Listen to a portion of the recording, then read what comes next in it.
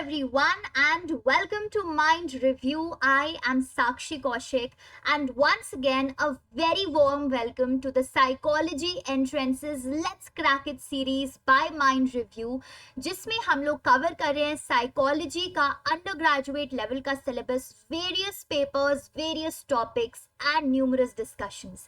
सो जैसा कि जो लोग ऑलरेडी इस सीरीज के साथ शुरुआत से कनेक्टेड हैं वो लोग जानते हैं कि हम बायो साइकोलॉजी के पेपर को काफी वक्त से डिस्कस करते हुए आ रहे हैं and our today's topic is another important and also interesting topic जिसका नाम है सेंसरी चैनल्स, जिसमें हम आपके वेरियस टाइप के जो सेंस ऑर्गन्स हैं उनको थोड़ा डिटेल में पढ़ेंगे और इन सेंस ऑर्गन्स में अगर कोई डिसरप्शन हो जाती है, कोई दिक्कत हो जाती है तो उनकी वजह से क्या डिसऑर्डर्स हो सकते हैं उनको भी कवर करेंगे.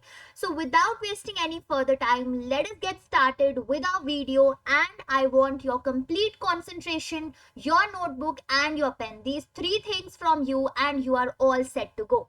चलिए शुरू करते हैं. तो सेंसरी चैनल्स बेसिकली इनका क्या मतलब है और ये क्या इंक्लूड करते हैं.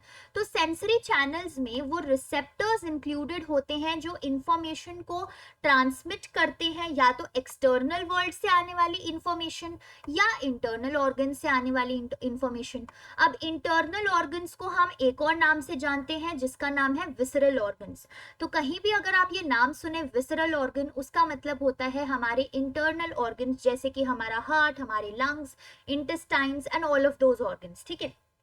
तो सेंसरी चैनल्स में बेसिकली कुछ ऐसे रिसेप्टर्स प्रेजेंट है जो या तो हमारी बॉडी का बाहर वाला जो वर्ल्ड है, जो इन्वायरमेंट है, वहां से इंफॉर्मेशन इंक्लूड करते हैं, रिसीव करते हैं, या फिर हमारी बॉडी के इंटरनल एनवायरनमेंट से या इंटरनल ऑर्गन से या विसरल ऑर्गन से इंफॉर्मेशन लेते हैं. Now what are these types of receptors, वो क्विकली डिस्कस कर लेते हैं.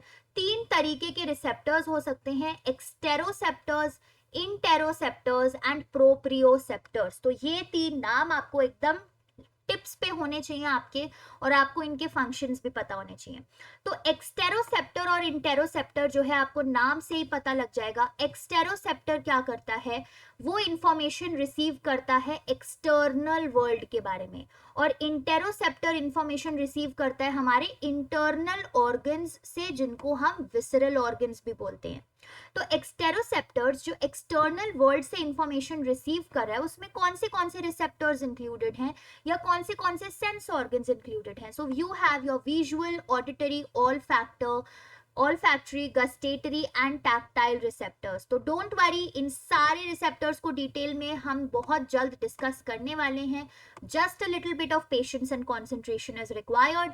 अभी के लिए आपका ये जानना जरूरी है कि एक्सटेरोसेप्टर जो है एक्सटर्नल वर्ल्ड से इंफॉर्मेशन रिसीव कर रहे हैं, वेराज इंटेरोसेप्टर्स जो हैं हमारे इंटरनल या विसरल ऑर्गन से इंफॉर्मेशन रिसीव करते हैं, ऑर्गन्स जैसे कि heart, lungs, liver, pancreas, intestines.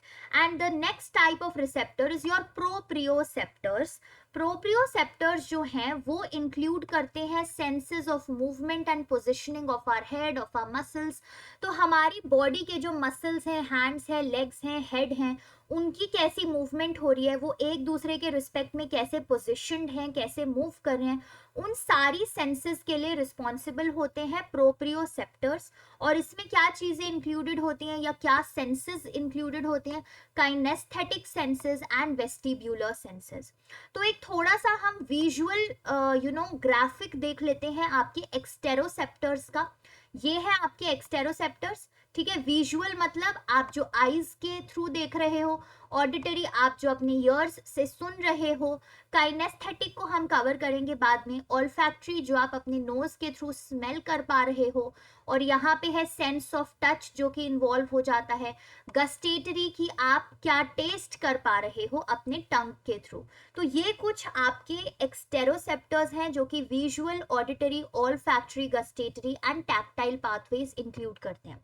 So before we discuss these things in detail, कुछ बहुत ही इंपॉर्टेंट टर्म्स हैं जिनका पता होना आप लोगों को जरूरी है. First of the important term is wavelength. तो वेवलेंथ का क्या मतलब होता है? It is basically the distance between peaks of one wave to peak of next. तो कोई भी जब हम वेव क्रिएट करते हैं तो ऐसी वो वेव होती है। अब इस वेव में जो ये ऊपर वाला एरिया आ रहा है जिसको हम हाइट बोल सकते हैं, इस वेव को हम बोलते हैं पीक। और इन दोनों पीक के बीच का क्या डिस्टेंस है, उस डिस्टेंस को बोला जाता है वेवलेंथ, जिसको रिप्रेजेंट करते हैं हम लैम्डा के थ्रू। ठीक है, लैम्डा इज बेसिकली, आप y को उल्टा लिख दो, वो होता है आपका लैम्डा। तो यहाँ पे आप फिगर में भी देख सकते हो कि जो हमने वेव बना रखी है, उस वेव में जो दो पीक्स आ रही हैं, उन पीक्स के बीच के डिस्टेंस को हम बोलते हैं वेवलेंथ। और एक इंपॉर्टेंट इंफॉर्मेशन वेवलेंथ से ही रिलेटेड वो ये है कि वेवलेंथ और फ्रीक्वेंसी जो है वो इनवर्सली रिलेटेड होते हैं। वेवलेंथ और फ्रीक्वेंसी का इनवर्सली रिलेट होने का क्या मतलब है? उसका मतलब ये है कि अगर मेरी वेवलेंथ लंबी होगी, यानी कि दो वेव्स के बीच का डिस्टेंस अगर ज्यादा होगा, तो मेरी फ्रीक्वेंसी कम होगी। So if my wavelength will increase, then my frequency will decrease. This is what it means when we say कि वेवलेंथ और फ्रीक्वेंसी के बीच में एक इनवर्स रिलेशन है, वो इनवर्सली रिलेटेड है। फ्रीक्वेंसी क्या होता है? फ्रीक्वेंसी होता है आपका पिच। तो बेसिकली ये साउंड के उससे कनेक्टेड होती है कि आप किस पिच से बोल रहे हो, या कोई भी साउंड कितने पिच की है, उसको हम बोलते हैं फ्रीक्वेंसी। सो सिमिलरली अगर आपकी वेवलेंथ शॉर्ट हो जाती है, यानी कि दो वेव्स के बीच का डिस्टेंस जो है वो अगर कम हो जाता है, तो फ्रीक्वेंसी जो है इंक्रीज हो जाती है, पिच जो है उस साउंड की इंक्रीज हो जाती है। तो ये एक इंपॉर्टेंट टर्म थी आपके लिए, वेवलेंथ क्या होता है, और वेवलेंथ और फ्रीक्वेंसी इनवर्सली रिलेटेड है, उसका मतलब क्या है वो अब आपको समझ आ चुका है। दूसरी इंपॉर्टेंट टर्म है आपके लिए इलेक्ट्रोमैग्नेटिक स्पेक्ट्रम। अब इलेक्ट्रोमैग्नेटिक स्पेक्ट्रम जो है वो एक इंटायर रेंज है वेवलेंथ की। तो हमारे पास डिफरेंट डिफरेंट वेव्स होती है, जैसा कि आप इस फिगर में देख सकते हो। So we have radio waves, microwaves, infrared waves, ultraviolet rays, X rays, gamma rays, visible rays. तो हमारे पास अलग अलग रेज होती है, और ये जो इंटायर रेंज है सारी की सारी वेव्स की, सारी की सारी वेवलेंथ्स की, इनको हम बोलते हैं इलेक्ट्रोमैग्नेटिक स्पेक्ट्रम। और इनमें से एक ऐसा स्पेक्ट्रम जो कि ह्यूमन आई को विजिबल है विदाउट एनी मशीनरी, उसको हम बोलते हैं विजिबल स्पेक्ट्रम, जो कि ये कलर्स इंक्लूड करता है। बेसिकली जो रेनबो के कलर्स होते हैं ना, VIBGYOR, violet, indigo, blue, green, yellow, orange and red, ये सारे कलर्स विबग्योर आते हैं आपके विजिबल स्पेक्ट्रम में। और विजिबल स्पेक्ट्रम की क्या लेंथ होती है वो भी आपको पता होनी चाहिए। It is 380 to 780 nanometres. Nanometres को कई बारी हम ऐसे भी लिख सकते हैं कि 10 टू द पावर -6। तो आप इसको 380 into 10 to the power -6 to 780 into 10 to the power -6 के तरीके से भी लिख सकते हो, या फिर सिंपली 380 टू 780 नैनोमीटर्स भी लिख सकते हो। So these were the two important terms जो मैं चाहती थी कि आप लोगों को पता हो before we dive into the discussion of each of the sense organs. तो अब हम शुरू करते हैं आपका मोस्ट इंटरेस्टिंग सेंस ऑर्गन, जो कि है आई। तो आप अपने स्क्रीन पे अभी फिगर जो देख रहे हैं वो एक आई का फिगर है।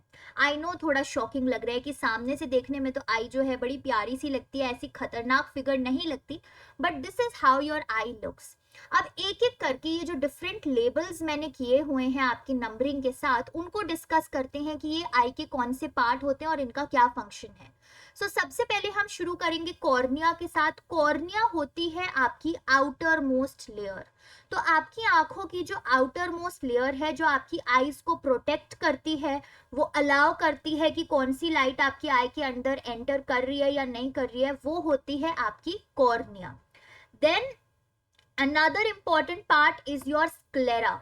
स्क्लेरा जैसा कि आप देख सकते हो थोड़ा सा व्हाइटिश कलर है ना। तो स्क्लेरा होता है वो व्हाइट आउटर लेयर जो आपकी आईबॉल्स के आसपास दिखता है। सो जब आप अपनी आईज मिरर में देखते हो तो आपको अपनी आईज कुछ ऐसी शेप की दिखती है, और यहाँ पे होती है आपकी आईबॉल, और आईबॉल के आसपास जो एरिया होता है वो व्हाइट से कलर का होता है ना, उसी एरिया को हम बोलते हैं स्क्लेरा।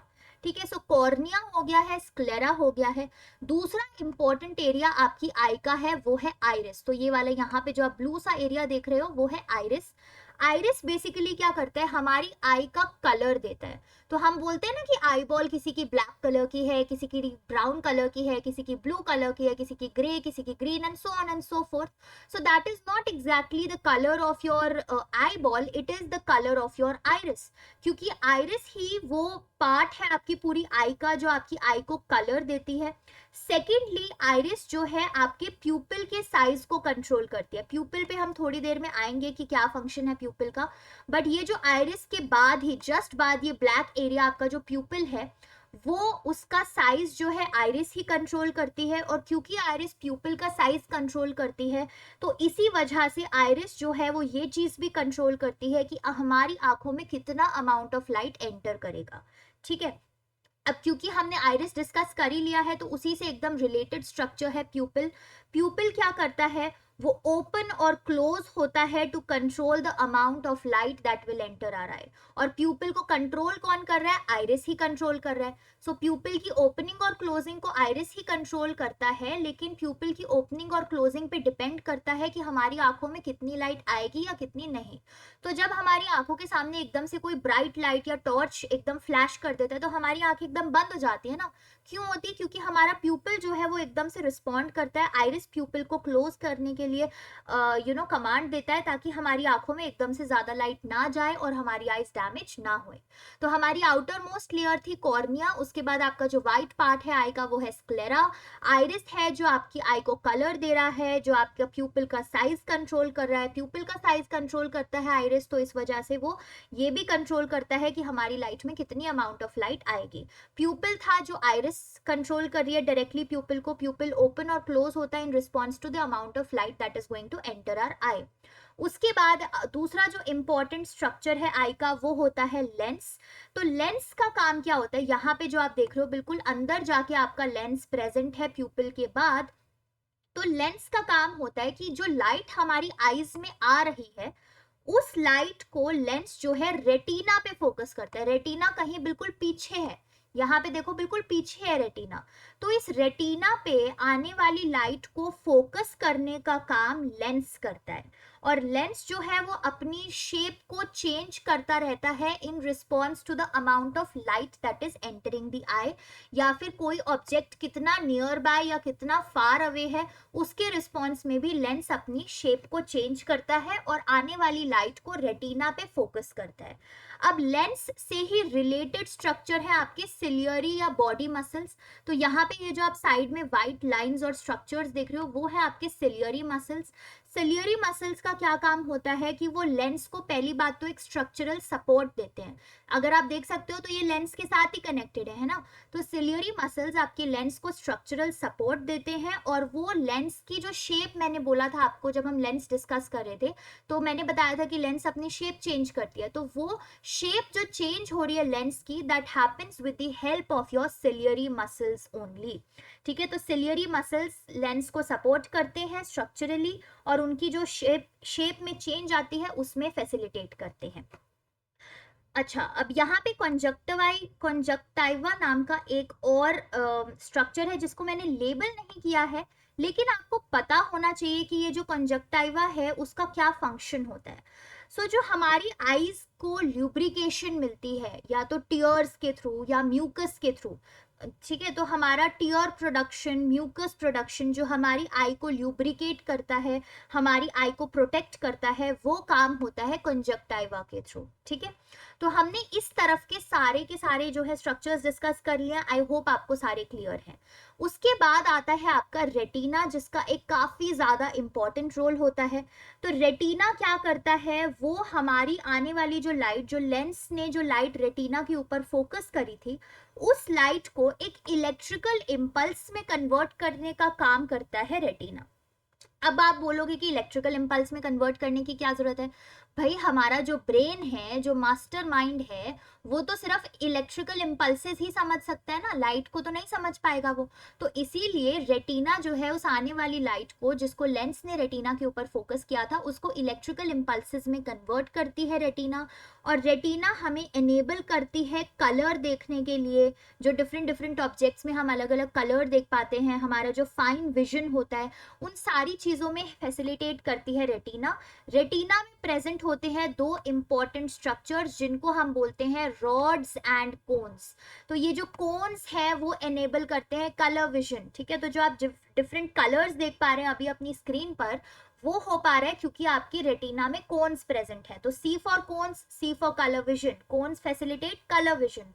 और ये जो रॉड्स हैं वो फैसिलिटेट करते हैं हमारे फाइन विजन को, और हमारे जो ब्लैक एंड वाइट विजन होता है, नाइट विजन जिसको हम बोलते हैं, कि रात को थोड़ी देर लाइट जब ऑफ करके आप सोते हो तो थोड़ी देर बाद आपको अपना रूम का पूरा स्ट्रक्चर दिखने लगता है ना, थोड़ा थोड़ा, इवन दो इतना क्लैरिटी से नहीं दिखता जितना लाइट ऑन होने पे दिखता है, ना ही आपको कलर्स दिख रहे होते हैं, but still you are able to have some kind of vision. वो विजन हो पाता है रॉड्स की वजह से, और ये रॉड्स और कोन्स प्रेजेंट है रेटिना में। And finally we have your optic nerve. Optic nerve का क्या काम है कि अब जो इलेक्ट्रिकल इंपल्सेस रेटिना ने बनाए हैं, उन इलेक्ट्रिकल इंपल्सेस को ऑप्टिक नर्व कैरी करता है ब्रेन तक, और ब्रेन वहां पे बैठा बैठा जो है प्रोसेस करता है उस इलेक्ट्रिकल इंपल्स को, और तब जाके आप किसी एक ऑब्जेक्ट को देख पाते हैं। So now do you value the importance of your eye. कितना एक पूरा प्रोसीजर चलता है आपके एक ऑब्जेक्ट को देखने के पीछे, ठीक है। यहाँ पे एक स्ट्रक्चर रह गया था जिसको बोलते हैं विट्रस ह्यूमर या विट्रस बॉडी।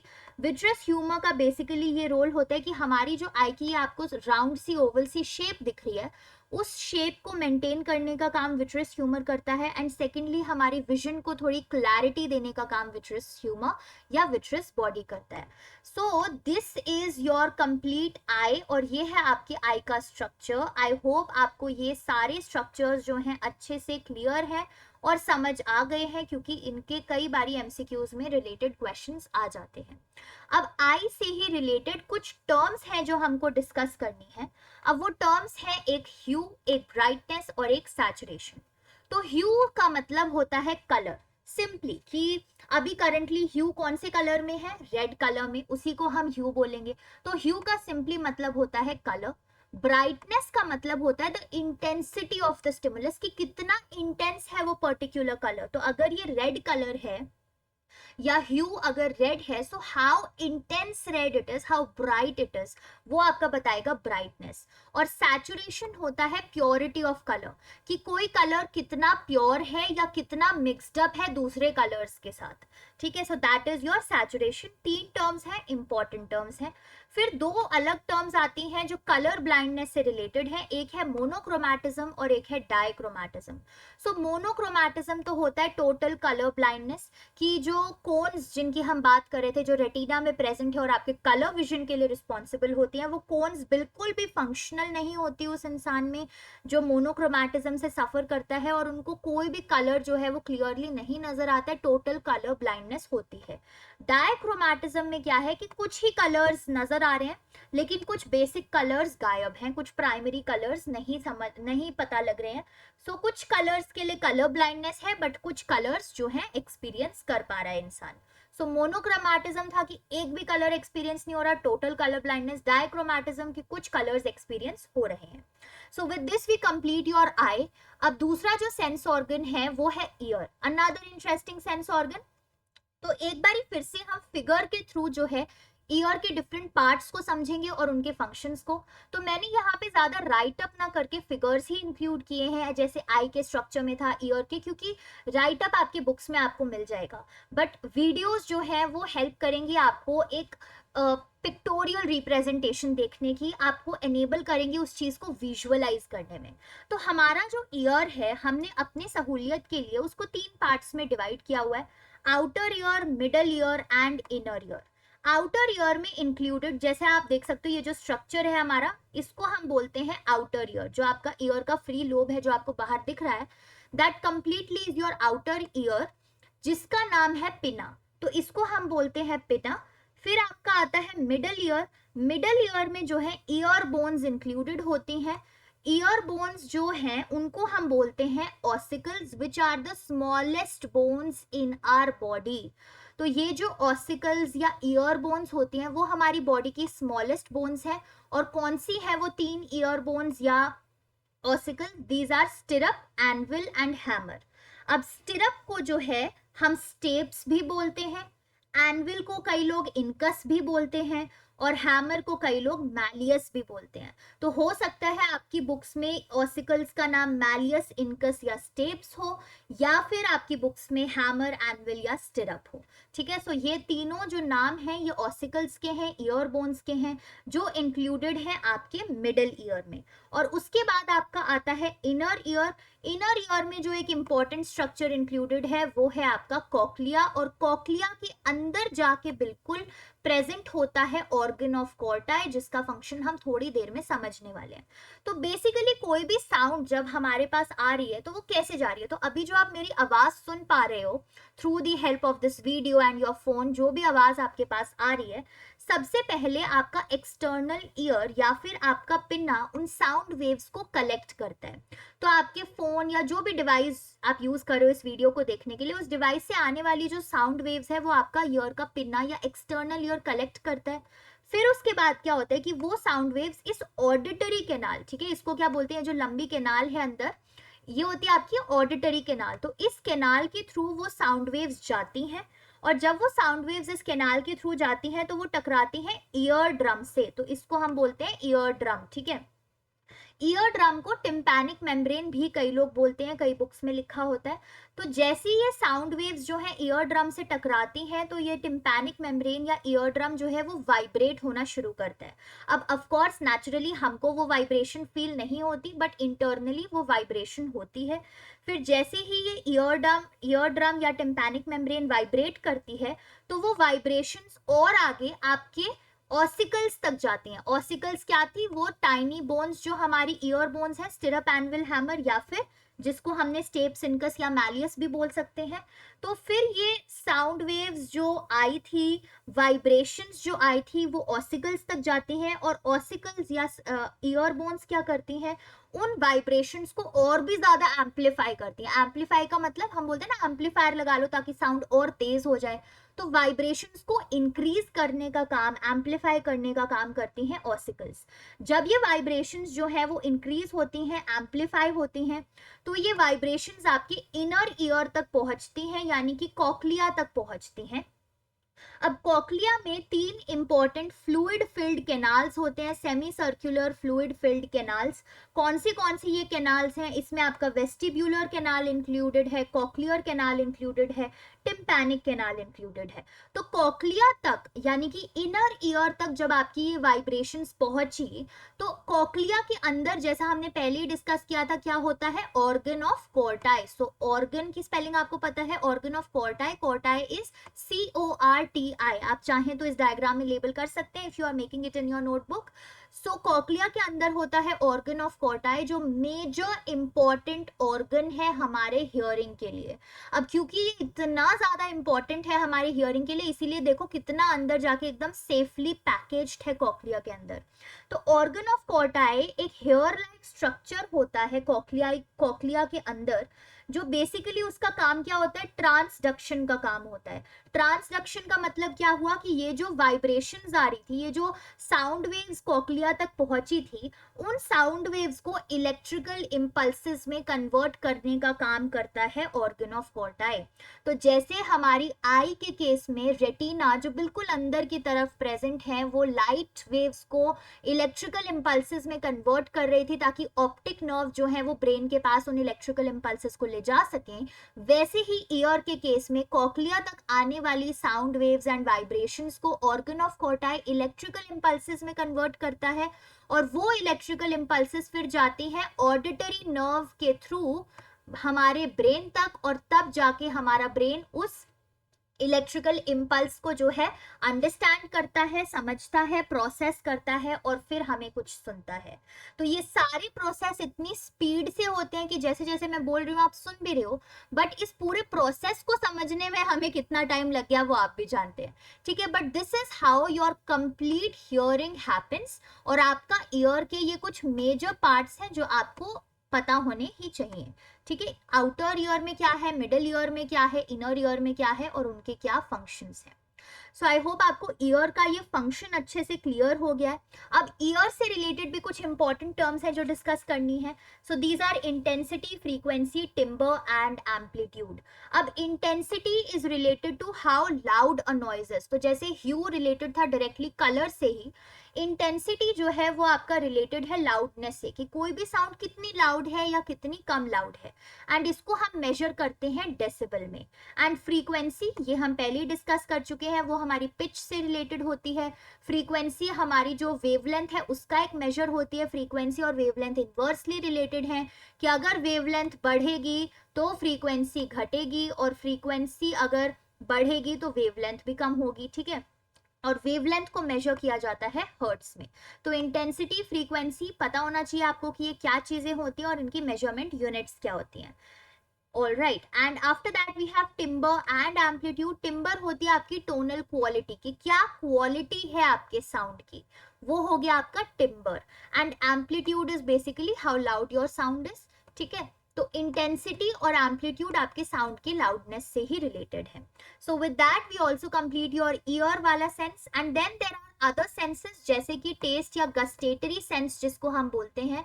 तो टेस्ट बड्स का नाम होता है पैपिली, ठीक है। टेस्ट बड्स यानी कि वो एरियाज जो हमारे डिफरेंट डिफरेंट टेस्ट को आइडेंटिफाई करते हैं। तो टेस्ट बड्स को हम बोलते हैं papillae, and there can be different types of taste, है ना, जो हम एक्सपीरियंस करते हैं, स्वीट, सार, सॉल्टी, बिटर, ये अलग अलग टेस्ट प्रोफाइल्स हैं। और ये एक विजुअल रिप्रेजेंटेशन है कि आपकी जो टंग होती है उसमें कौन सा टेस्ट बेसिकली कहाँ होता है।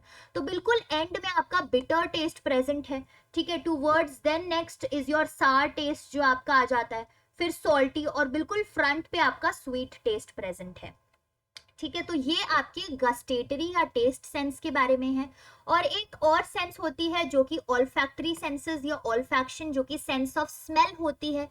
तो सेंस ऑफ स्मेल, अगर आपने नर्वस सिस्टम वाला वीडियो कवर किया था तो उसमें हमने देखा था कि हमारा जो थैलेमस था, जो कि फोर ब्रेन का पार्ट था, थैलेमस एक सेंसरी रिले स्टेशन था जिसमें सारे सेंसेस के बारे में इंफॉर्मेशन आती है और फिर वो थैलेमस जो है उसको प्रोसेस कर पाता है। लेकिन उसमें एक एक्सेप्शन था कि जो सेंस ऑफ स्मेल होती है वो थैलेमस के पास नहीं जाती। क्यों नहीं जाती? क्योंकि जो सेंस ऑफ स्मेल है उसके खुद के ऑल्फैक्टरी बल्ब्स ब्रेन में प्रेजेंट है। तो ये जो सेंस ऑफ स्मेल है वो थैलेमस के पास ना जाके डायरेक्टली ब्रेन में ऑल्फैक्टरी बल्ब्स के पास जाती है। और ये फिगर रिप्रेजेंट दिखाता है, आपको एक विजुअल रिप्रेजेंटेशन दिखा रहा है कि ऑल्फैक्टरी बल्ब्स आपके ब्रेन में कहाँ प्रेजेंट है। तो यहाँ पे तो आपका नोज वाला एरिया है, फिर हम जब ब्रेन में आते हैं तो ये वाला जो बड़ा सा एरिया आपको येलो कलर का नजर आ रहा है वो है आपको ऑल्फैक्टरी बल्ब। और इसके आसपास फिर ऑल्फैक्टरी से रिलेटेड ही उसके ट्रैक्ट हैं, उसके फिलामेंट्स हैं और बाकी सारा रीजन है।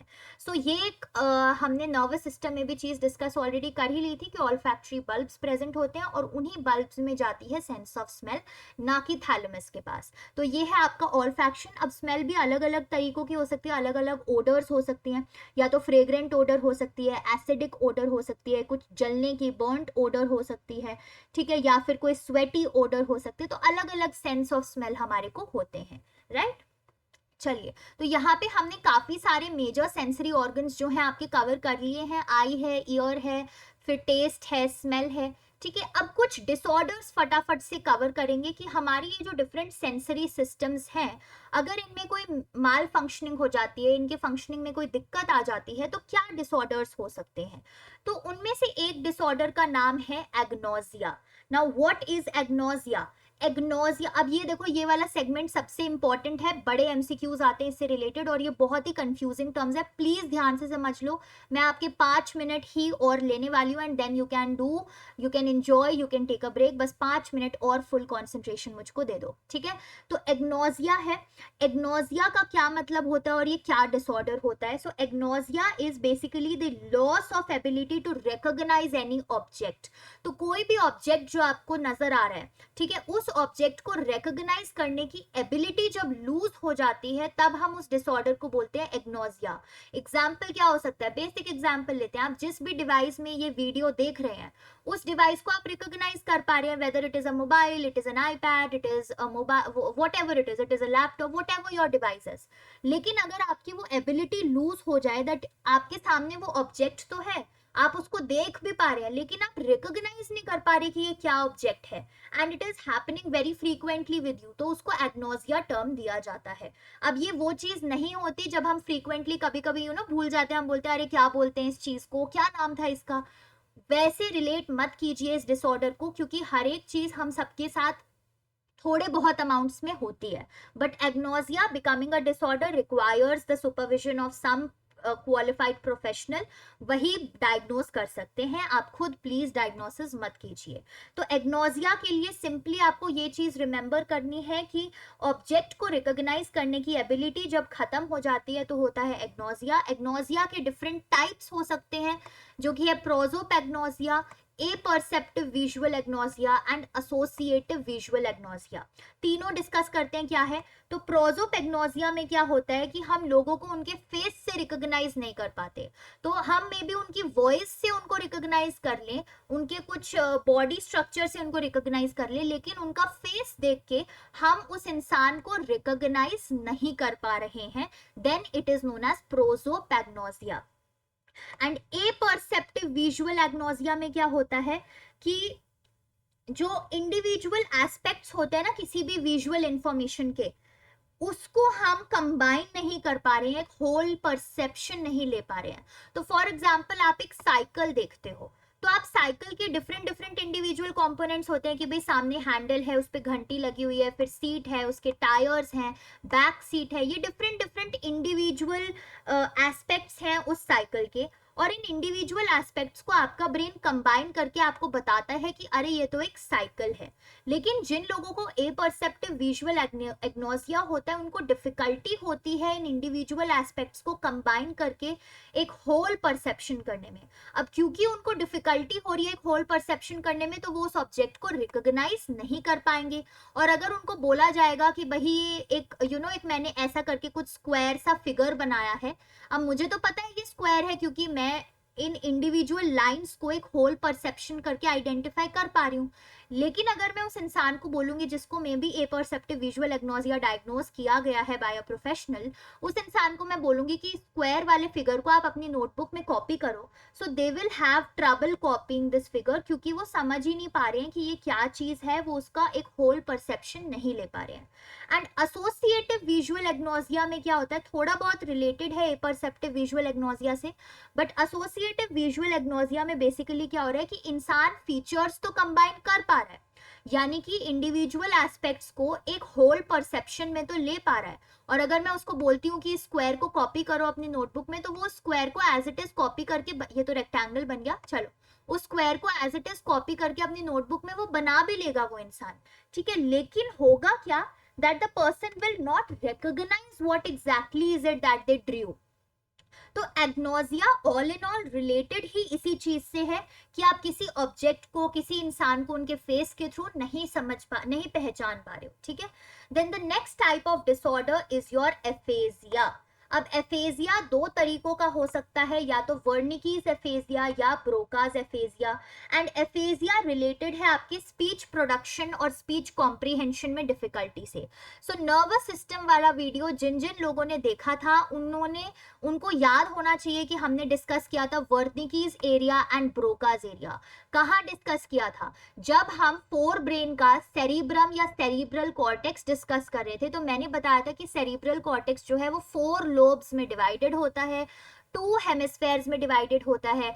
तो उनमें से जो वो 4 लोब्स में डिवाइडेड होता है, तो उनका जो फ्रंटल लोब था जिसके अंदर था आपका ब्रोकाज एरिया, और टेम्पोरल लोब था जिसके अंदर था आपका वर्निकीज एरिया। तो ब्रोकाज एरिया जो कि फ्रंटल लोब में था, ब्रोकाज एरिया किस चीज के लिए रिस्पॉन्सिबल था, हमारी स्पीच के प्रोडक्शन के लिए, कि ये जो हमारी एबिलिटी है कि हम बोल पा रहे हैं, एक स्पीच प्रोड्यूस कर पा रहे हैं, उस चीज के लिए रिस्पॉन्सिबल था ब्रोकाज एरिया। लेकिन अगर ब्रोकाज एरिया में कोई डैमेज होता है, कोई खराबी आती है, तो हमारी जो स्पीच की प्रोडक्शन है उसका लॉस हो जाता है, और उसी चीज को हम बोलते हैं ब्रोकाज एफेजिया। एंड वर्निकीज एरिया जो कि टेम्पोरल लोब में प्रेजेंट था, वो रिस्पॉन्सिबल था कि जो चीज हम सुन रहे हैं उसको कॉम्प्रीहेंड कर पाए, उसको समझ पाए, उसको इंटरप्रेट कर पाए, ठीक है। Whatever sound we are hearing, whatever speech we are listening, to be able to comprehend that was the function of Wernicke's area, जो टेम्पोरल लोब में था। लेकिन वर्निकीज एरिया में अगर कोई डैमेज हो जाता है तो हमारा हो जाता है लॉस ऑफ कॉम्प्रीहेंशन, और उसी को हम बोलते हैं वर्निकीज एफेजिया, जिसमें होता क्या है कि आप सुन तो पा रहे हो, स्पीच प्रोड्यूस भी कर पा रहे हो, पर आप समझ नहीं पा रहे कि एग्जैक्टली आपने क्या बोला या आपने क्या सुना। So that is your aphasia when there are difficulties in either your speech production, that will be Broca's aphasia, और your speech comprehension, that will be your Wernicke's aphasia. और बाकी जो डिसऑर्डर है उनमें से एक है पार्किंसंस डिसऑर्डर। पार्किंसंस डिसऑर्डर में बेसिकली होता क्या है कि ये रिलेटेड होता है आपके मोटर मूवमेंट्स से, मसल मूवमेंट्स से, आपके कोऑर्डिनेशन से। तो जब एक इंसान को बहुत ज़्यादा स्टिफनेस फील हो रही है, उसकी बॉडी शेक हो रही है, उसको डिफिकल्टी हो रही है वॉक करने में, या अपना बॉडी का बैलेंस बनाने में, या अपने डिफरेंट मसल्स को या ऑर्गन्स को, हैंड्स को, लेग्स को, इनको कोऑर्डिनेशन में, जब ये सारी कुछ प्रॉब्लम सफ़र करते हैं तो इंडिकेशन हो सकता है पार्किंसंस डिसऑर्डर का। But once again we do not diagnose, only professionals diagnose, ठीक है। फिर हमारे आता है अल्जाइमर्स डिसऑर्डर।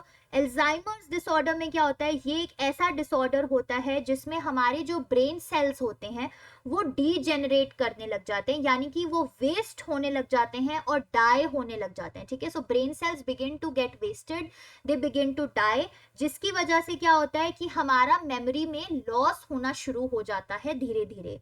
एंड अल्जाइमर्स एक मेजर रीजन है डिमेंशिया होने का। डिमेंशिया होता है कि आपका कंप्लीट मेमोरी लॉस तो हो ही चुका है, साथ साथ आपकी जो थिंकिंग बिहेवियर होता है, आपका सोशल स्किल्स जो होती हैं, कि आपको लोगों के साथ कैसा बिहेवियर करना चाहिए, आपको कैसे डिसीजंस मेक करने हैं, किस डायरेक्शन में आपको कैसा बिहेव करना है, कैसे सोशल स्किल्स दिखाने हैं, उन सारी चीज़ों में डिक्लाइन हो रही है। सो ऑल इन ऑल हो क्या रहा है डिमेंशिया में कि इंसान जो है वो इंडिपेंडेंटली फंक्शन नहीं कर पा रहा है, इंडिपेंडेंटली नहीं सोच पा रहा है। सो एल्जाइमर्स डिजीज की जब शुरुआत हो जाए तो डिमेंशिया एक मेजर लीडिंग चीज होती है जो एल्जाइमर्स के बाद लोगों को हो सकती है। तो ये कुछ डिसऑर्डर्स हैं जो आपके सेंसरी सिस्टम में अगर डिसरप्शन होए तो हो सकता है। Let's quickly sum up. यहाँ पे हमने एग्नोजिया तो कवर किया था, difficulty recognising certain familiar objects, ठीक है। फिर एफेजिया कवर किया था कि स्पीच प्रोडक्शन में या स्पीच कॉम्प्रीहेंशन में डिफिकल्टी है। अब दो चीजें और हैं जो हमने कवर नहीं की थी, उसमें से एक है एप्रेक्सिया। एप्रेक्सिया का क्या मतलब होता है, disturbance of memory of movement. तो जो हमारे मेमोरी होती है मूवमेंट की, कि कैसे चलते हैं या साइकिल कैसे चलाते हैं या डांस कैसे करना है, कोई भी जो मूवमेंट की मेमोरी है, भागना कैसे है, हम डेली तो ये चीज याद नहीं करते ना कि कैसे चलना है, कि पहले लेफ्ट पैर आगे फिर राइट पैर आगे। We do not remember it everything, it is, आपको वंस अगेन नर्वस सिस्टम की वीडियो का मैं रेफरेंस दूंगी कि सेरिबेलम जो कि हाइंड ब्रेन का पार्ट था, जो हमारे पोस्चर और बॉडी मूवमेंट को तो कंट्रोल कर ही रहा था, साथ ही साथ वो मेमोरी रख रहा था हमारे मूवमेंट्स की, ठीक है। तो यहाँ पे एप्रेक्सिया डिसऑर्डर क्या होता है कि जब हमारी इन मेमोरीज में जो मूवमेंट की मेमोरी से रिलेटेड है उसमें डिस्टर्बेंस आने लग जाए।